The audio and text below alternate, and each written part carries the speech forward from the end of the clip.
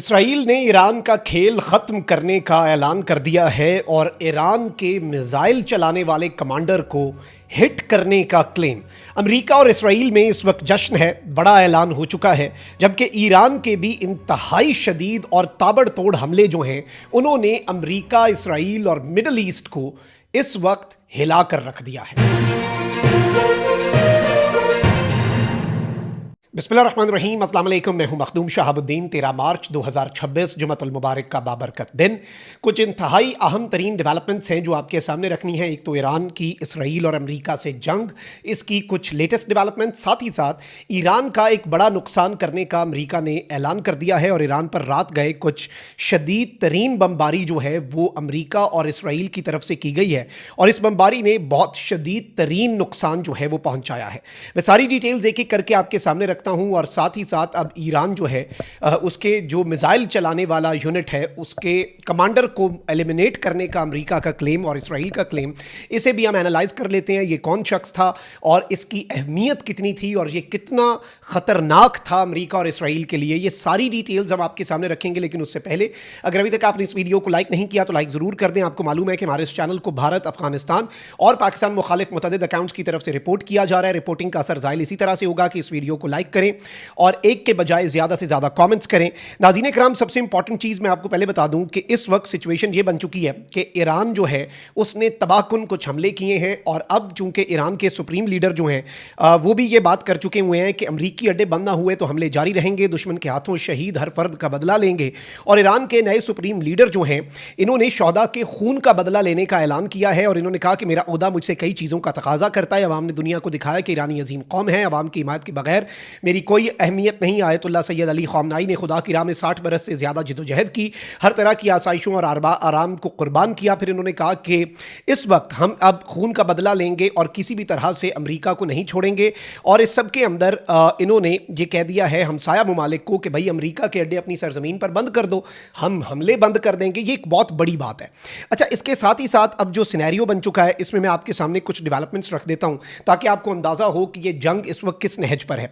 Iraq के शहर अरबील के गवर्नर ने यह कंफर्म किया है कि जुमेरात की शब मखमूर के इलाके में वाक़ बेशमरगा बेस पर हमले में 6 फ्रांसीसी फौजी भी जख्मी हो गए हैं। गवर्नर के मुताबिक इस बेस पर अमरीकी क़यादत में कायम आलमी इत्तेहादी फोर्सेज जो हैं वो मौजूद थी। याद रखिएगा कि फ्रांस इस सब के अंदर मफाहमत का किरदार अदा कर रहा था, लेकिन अचानक से फ्रांसीसी फौजी जो हैं वो भी जख्मी हो जाते हैं और हमला हो जाता है। इससे पहले भी हमने देखा कि बहुत सी ऐसी कोशिशें हुई जिनमें ईरान के खिलाफ मजीद ममालिक को शामिल करने का अज़्म जो है वो सामने रखा गया, लेकिन अभी ये जंग सिर्फ और सिर्फ अमरीका, ईरान और इसराइल के दरमियान ही है क्योंकि मशरिक़ वुस्ता पर हमले तो हो रहे हैं अरब स्टेट्स पर, लेकिन वो इस जंग का हिस्सा नहीं बन रहे।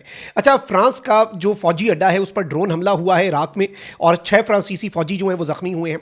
इसके साथ ही साथ इसराइली फौज ने यह कहा है कि ईरानी हुकूमत के इंफ्रास्ट्रक्चर को हम निशाना बना रहे हैं और हमने लगातार हमलों की एक नई वेव जो है उसका आगाज कर दिया। फ्राइडे को इसराइली फौज ने ईरान में न्यूक्लियर प्रोग्राम की अहम साइट्स को भी निशाना बनाने का दावा कर दिया है। तेहरान के करीब कालतान में वाक़ साइट को जंगी जहाज़ों ने निशाना बनाया। दूसरी जानिब यूनिसेफ ने कहा है कि जंग के आगाज से अब तक खित्ते में 1100 से ज़ायद बच्चे जो हैं वो हलाक या ज़ख्मी हो चुके हैं। इनमें 200 बच्चे ईरान, 91 लबनान, 4 इसराइल और 1 बच्चा कुवैत में मारा गया। यानी ईरान में 200, लबनान में 91 और ये वो फिगर्स हैं जो आप कह सकते हैं कि इसराइली बमबारी में या अमरीकी बमबारी में, जबकि यूनिसेफ ने कहा है कि इसराइल में 4 और कुवैत में 1 बच्चा मारा गया। यानी आप ये कह सकते हैं यूनिसेफ के मुताबिक ये ईरान में, तो वहाँ दूसरी जानिब 291 का फिगर है बच्चों का और इस तरफ जो है वो 5 का फिगर है। अच्छा, फिर इसके साथ ही साथ अमरीकी सेंट्रल कमांड ने ये कंफर्म किया है कि ईरान के खिलाफ जंग के दौरान अमरीकी तैयारा जो है वो इराक में गिरकर तबाह हो गया है और इराक में मगरबी इराक में अमरीकी जो फ़ज़ाइया है उसकी सेंट्रल कमांड ने ये कंफर्म किया है कि यूएस एयरफोर्स का तैयारा जो है वो तबाह हुआ है। सेंटकॉम ने बताया कि ईंधन भरने वाले तैयारे के नुकसान से आगाह हैं। एक तैयारा मगरबी इराक में गिरा और दूसरा बाहिफाजत लैंड कर गया। सेंटकॉम के मुताबिक ये वाक़या ऑपरेशन एपिक फ्यूरी के दौरान पेश आया। एपिक फ्यूरी ये वो ऑपरेशन है जो अमरीका का इस वक्त ईरान के खिलाफ जारी है, आप ये कह सकते हैं। फिर इसके साथ ही साथ अमरीका ने ईरान के 58 जौहरी जहाज तबाह और 31 बारूदी सुरंगें जो हैं वो नाकारा बनाने का दावा किया है। और इसके साथ ही साथ दुबई के अंदर एक बड़ी डेवलपमेंट ये हुई है कि अमरीकी फौजी एहलकारों की रिहाइश गाह जो है उसको हिट किया गया है, उस पर ड्रोन हमला हुआ है। ईरान ने महराक गवर्नरी में ईंधन के टैंकों को निशाना बनाया है। ये वजारत दाखिला जो है उसकी तरफ से सामने आया है। बहरीन की जो है उन्होंने कहा है कि ईरान ने महराक गवर्नरी में ईंधन के टैंकों को हिट किया है। और इस सब के अंदर ईरान ने भी अपने जो रहबर मौज़म हैं मुज्तबा ख़ामनेई, उनके ज़ख्मी होने के इसराइली दावों की तरदीद भी की है। ये कुछ वो लेटेस्ट अपडेट्स हैं जो आपके सामने रखना बहुत ज़रूरी थी।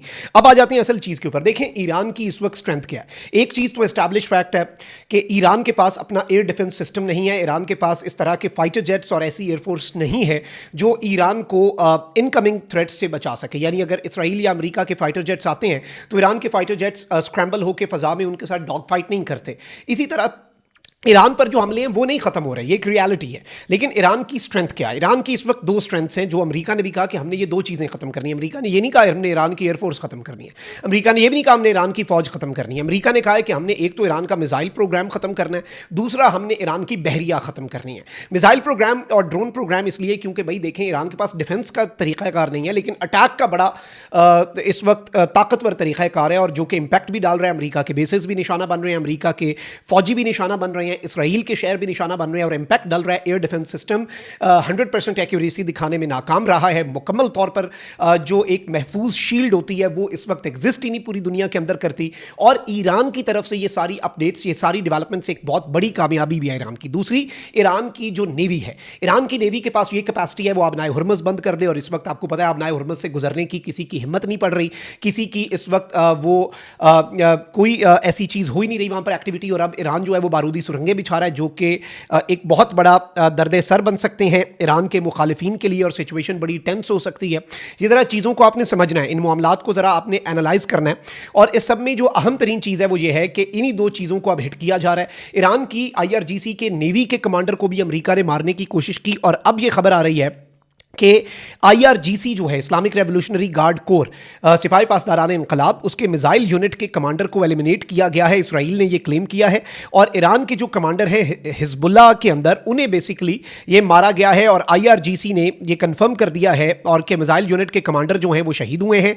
और इसके हवाले से मैं आपको ये बता दूं, बेसिकली एक और बड़ी इंपॉर्टेंट चीज़ है कि हिजबुल्लाह जो है, आपको पता है कि ये भी वो तंजीम है जो इसराइल पर हमले कर रही है, इसीलिए लबनान पर भी बमबारी हुई है। और हिजबुल्लाह ईरान कोऑर्डिनेटिंग कमांडर जो है उनकी मौत की तस्दीक हो गई है और बताया ये जा रहा है killed commander led Hezbollah missile operations against Israel. और इसके हवाले से कहा जा रहा है कि ये IRGC के ही कमांडर थे जो हिजबुल्लाह के साथ लबनान के अंदर मौजूद थे और यहां से हिजबुल्लाह के ऑपरेशंस को देख रहे थे। क्योंकि ईरान के अपने जो ऑपरेशंस हैं, अगर आप मिसाइल्स की बात करें वो तो बड़े तरीके से चल रहे हैं और ईरान को उसमें कोई प्रॉब्लम जो है वो उस तरीके से फेस नहीं करनी पड़ रही और ईरान के लिए वो कोई इतना बड़ा चैलेंज बन के सामने चीज़ नहीं आ रही। लेकिन अब अमेरिका में ये जश्न है, इसराइल में ये जश्न है। इसराइल के मीडिया और इंडियन मीडिया ये खबरें चला रहा है क्योंकि इंडियन मीडिया इंडिया इसराइल के करीब है। इंडियन मीडिया अब इसराइल वाली खबरें बड़े बैक टू बैक चलाता है, बड़े उनके जराए भी हैं वहाँ पर उनके रिपोर्टर्स जो हैं वो इसराइल की तबाही और बमबारी भी दिखाते हैं। यानी वहाँ पर पूरे का पूरा इंडियन मीडिया जो है वो भी मौजूद है इस वक्त इसराइल में।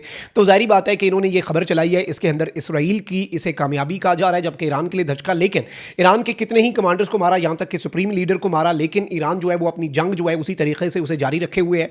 ईरान इस जंग के अंदर सरेंडर नहीं कर रहा। ईरान इस जंग के अंदर इंटेंसिटी या अपनी फ्रीक्वेंसी जो है उसमें किसी तरह की कमी नहीं ला रहा और यही ईरान के लिए इस वक्त एक स्ट्रेंथ बन के सामने आ रही है। और इसीलिए ईरान के तजियाकारों का कहना है कि हमारे पास second, third, fourth tier leadership जो है उसकी इस वक्त नॉमिनेशन पहले से ही हो जाती है। यानी हमारे जो लीडर्स हैं वो पहले से बता देते हैं कि उनके बाद कौन उस जगह को संभालेगा, तो इसलिए ये बड़ा मसला नहीं है। लेकिन दूसरी साइड से ऑब्वियसली इसे एक सेलिब्रेशन के तौर पर लिया जा रहा है और इसे इसको एक कामयाबी के तौर पर ही प्रेजेंट किया जा रहा है ईरान के जो मुखालिफ मुल्क हैं उनकी तरफ से। तो ये सारी डेवलपमेंट्स इंपॉर्टेंट हैं। सबसे अहम तरीन चीज़ हमने आपके सामने रख दी। कमेंट सेक्शन में राय का इज़हार ज़रूर कीजिएगा। अपना बहुत ख्याल रखें। लाइनिंग मान पाकिस्तान जिंदाबाद।